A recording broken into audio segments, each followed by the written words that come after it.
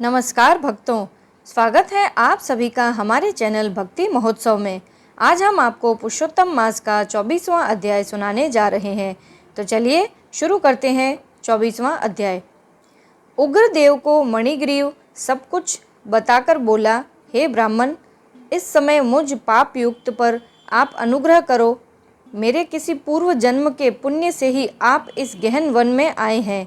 आप उपदेश रूप पदार्थ से हमको कृतार्थ करिए, जिससे मेरा यह तीव्र दारिद्र्य क्षण भर में नष्ट हो जाए और अतुल वैभव को प्राप्त होकर मैं स्वेच्छा से विचरूं। उग्रदेव जी बोले, हे महाभाग, तुम कृतार्थ हुए जो तुमने मेरा अतिथि सत्कार किया है, इसी से तुम्हारा कल्याण होगा। बिना व्रत, बिना तीर्थ, बिना दान, बिना परिश्रम तेरा दारिद्र्य नष्ट हो जाएगा। ऐसा ही मैंने निश्चय किया है।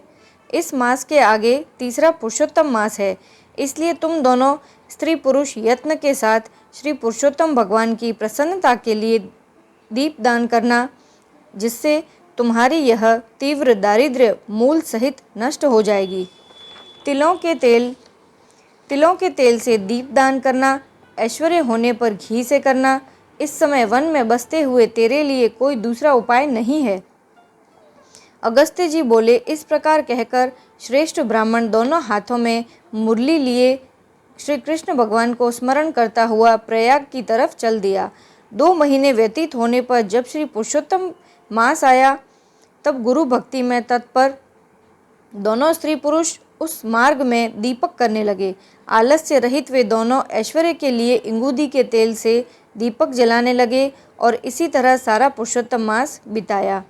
उग्रदेव की कृपा से अंतःकरण को शुद्ध करके अंत में मरण को प्राप्त हो वे स्वर्ग को गए और वहां के सब भागों को भोग कर उग्रदेव की कृपा से वे दोनों श्रेष्ठ जन्म को प्राप्त हुए।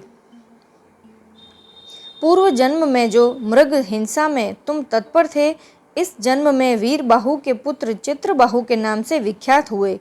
इस समय तेरे आधे अंग को हरने वाली जो तेरी स्त्री है, वह पति के पुण्य का आधा भाग लेती है। इंगूदी तेल से श्री पुरुषोत्तम मास में दीप दान करने से तेरा अकंटक राज्य है। जो मनुष्य घी से अथवा तिलों के तेल से अखंड दीपक करे तो फिर कहना ही क्या है। पुरुषोत्तम मास के दीपक का ऐसा ही फल है, इसमें संशय नहीं है। उपवास आदिकों से पुरुषोत्तम मास का व्रत करे तो फिर कहना ही क्या है।